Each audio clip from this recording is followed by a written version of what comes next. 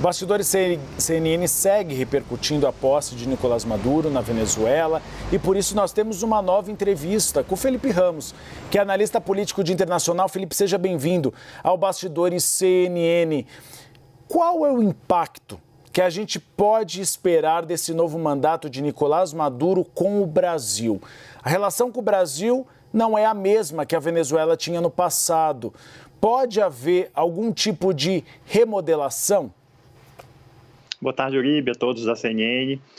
Bom, o impacto é a continuidade da atual relação, né, que é uma relação em baixa. Nós temos uma diferença aí, vamos dizer, entre setores do PT e setores até mesmo do governo, que tem alguma relação política, né, ideológica com o regime venezuelano de Nicolás Maduro, e a maior parte, vamos dizer assim, do governo, da diplomacia profissional e dos interesses do Estado brasileiro, né, que tem como privilégio aí a questão da defesa da democracia, né, e de relações soberanas entre os estados. Então, o que é que nós temos? Uma situação que é muito difícil de equilibrar, tanto do ponto de vista doméstico do governo brasileiro, quanto dessas relações com a Venezuela. Do ponto de vista doméstico, nós tivemos, por exemplo, a nota do próprio Partido dos Trabalhadores, que havia parabenizado a vitória eleitoral de Maduro, que todos sabem, né, que foi uma vitória farsesca, houve uma fraude incontestável, né, das eleições venezuelanas. Ainda assim, o PT, como partido, né, do presidente da República, lançou aquela nota. Por outro lado, né, o Celso Amorim e a diplomacia presidencial fizeram um jogo, têm feito esse jogo, de tentar manter contatos, ao mesmo tempo se distanciando politicamente, né, mas sem quebrar todas as pontes, né? Por exemplo, envia a embaixadora do Brasil em Caracas, né, para participar da posse, mas não envia nenhuma representação de alto nível. Porque qual é o dilema aqui? Se o Brasil tentar fazer somente uma declaração de princípios, né, como tem feito o Boric do Chile pela esquerda e os demais mandatários da direita, né, como o Javier Milei e outros, o Brasil perde qualquer tipo de contato, qualquer chance de influenciar a conjuntura política venezuelana. Por outro lado, o Brasil é membro dos BRICS. E seria estranho que Rússia e China tivessem mais influência no nosso vizinho, no nosso quintal político, na nossa região, do que o próprio Brasil. Então, esse é o grande dilema hoje da diplomacia brasileira, de equilibrar domesticamente essas relações políticas e também do ponto de vista externo, né, para manter a pressão, mas sem perder todas as pontes. Felipe, nós vimos a saída de Edmundo Gonçalves de Caracas em direção à Espanha. Há uma crítica de que a saída dele enfraqueceu o movimento da oposição. Você concorda com a crítica? Concordo parcialmente, né? Claro que sim, esvaziou e enfraqueceu o movimento de oposição, mas é preciso entender quem é o Edmundo Gonçalves, né? O Edmundo Gonçalves não é um líder político. Ele simplesmente foi um candidato tampão, né, sem nenhuma expressão política, sem nenhuma experiência política, sem nenhuma vontade de fazer política, ele apenas emprestou o nome para Maria Corina, que foi impedida de concorrer, e chegando aos seus 80 anos de idade, o que ele queria era paz e permanecer nos seus últimos dias de vida com sua família, né, e não nas prisões, nos calabouços de uma ditadura, né? Então, é completamente compreensível, ele já fez muito ao emprestar o nome a Maria Corina Machado para a eleição, e depois, obviamente, ele quer a paz. Veja o que está acontecendo com a Maria Corina, né? Então, ela tem que ficar escondida, ela aparece, dizem que foi presa por um momento, há todo um clima de terrorismo político em torno da liderança opositora, né? Algo que o Edmundo Gonçalves não quer passar. E por isso mesmo, né, já tinha muito ceticismo em relação a esse retorno triunfal do Edmundo Gonçalves a Caracas, porque, obviamente, o governo Maduro mantém o controle sobre todo o aparato repressivo do Estado e não há nenhuma chance de uma sublevação popular revolucionária, que seria a única forma hoje de desalojar o Maduro do poder. Felipe, o nosso analista sênior de internacional, Américo Martins, vai participar da nossa entrevista. Com a palavra, Américo.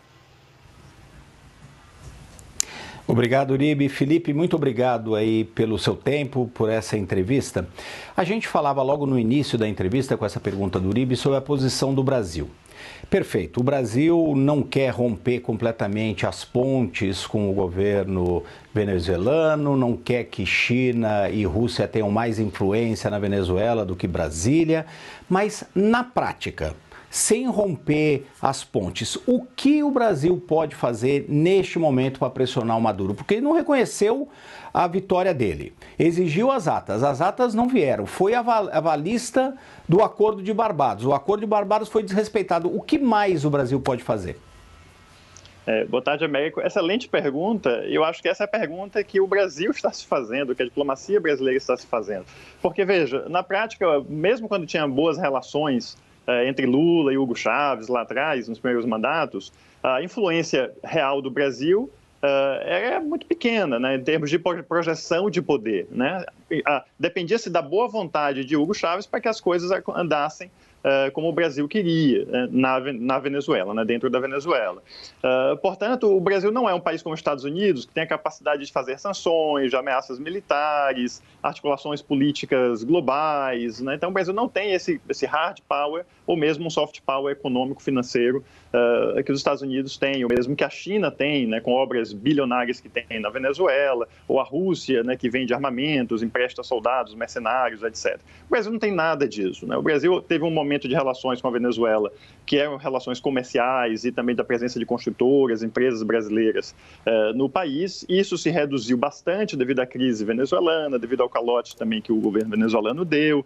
Então, hoje, na prática, o Brasil não tem muitas ferramentas. O Brasil está buscando a forma minimamente de manter contatos políticos, como foi com do Acordo de Barbados, essa articulação com o México e com a Colômbia.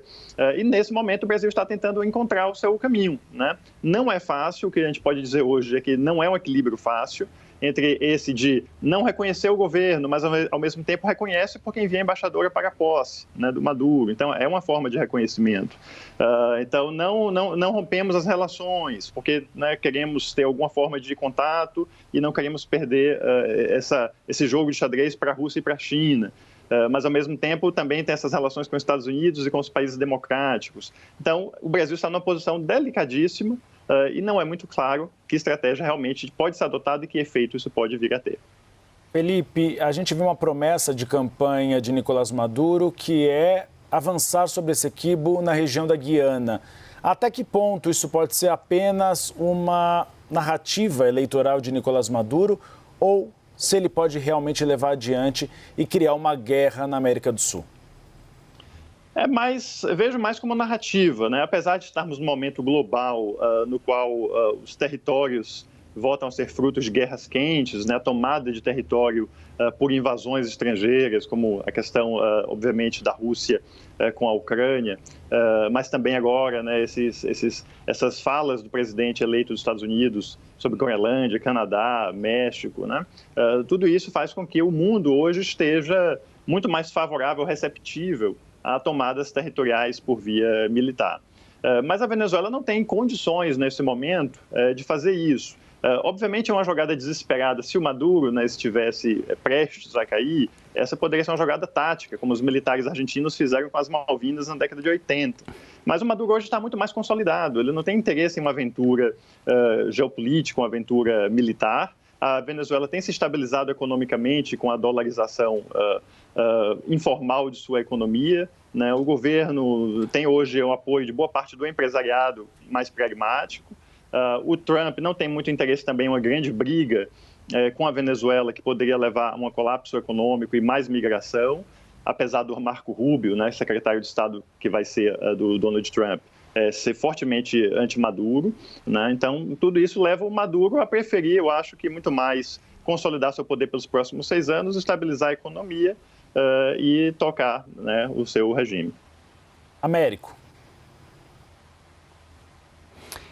Felipe, você mencionou o Marco Rubio, você mencionou o Donald Trump, e no mandato anterior do Donald Trump ele chegou a fazer ali alguns barulhos de que eventualmente estaria disposto em alguma aventura militar na Venezuela. Para isso ele dependia, na época, do governo brasileiro, que era presidido pelo presidente Jair Bolsonaro de então, e também da Colômbia, que não embarcaram nessa aventura e a história morreu.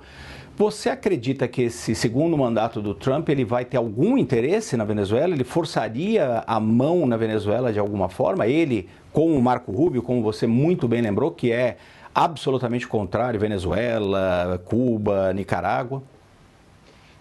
Vamos ver como é que o Donald Trump vai desenhar aí os seus interesses. Pelas falas atuais dele e também de uma pessoa que tem sido muito expressiva, né, em nome do seu futuro governo, que é o Elon Musk, né, o Donald Trump tem muito mais interesse nesse momento por construir essa nova zona de influência, né, com a Groenlândia, Canadá, México, em reconstituir a sua vizinhança, a sua zona de segurança.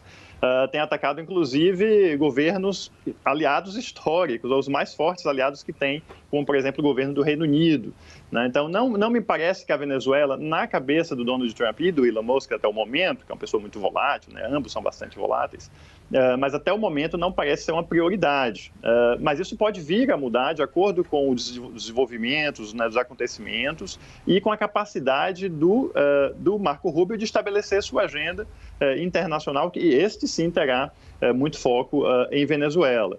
Não me parece factível uma aventura militar, porque não é de grande interesse dos Estados Unidos, enquanto Estado, também do Donald Trump, né, que tem sido muito refratário às aventuras militares dos Estados Unidos, longe de suas zonas de interesse imediato. Também não há interesse em gerar uma possível guerra civil, uma possível migração em massa, colapso da economia. Então, essas soluções muito drásticas, em troca de quê? Somente da defesa da democracia, que é algo que o Donald Trump também não está se importando muito, para dizer bem a verdade. Então, me parece que o Donald Trump não terá esse interesse imediato, mas dependerá também de como o Nicolás Maduro vai agir, porque é bem provável que o Maduro seja muito pragmático em estender as mãos para o presidente Trump, deixando claro que permitirá ou que tem interesse em vender mais petróleo, recuperar a indústria do petróleo e vender mais petróleo para os Estados Unidos, não dependerem de outros fornecedores. Né? Então, tudo isso ainda está em aberto e será um jogo que nós teremos que ver como vai ser jogado. Nós conversamos com Felipe Ramos, analista de política internacional. Muito obrigado pela entrevista. Espaço sempre aberto para o senhor. Obrigado a vocês. Boa tarde. Boa tarde. Obrigado, Américo Martins, por participar dessa entrevista.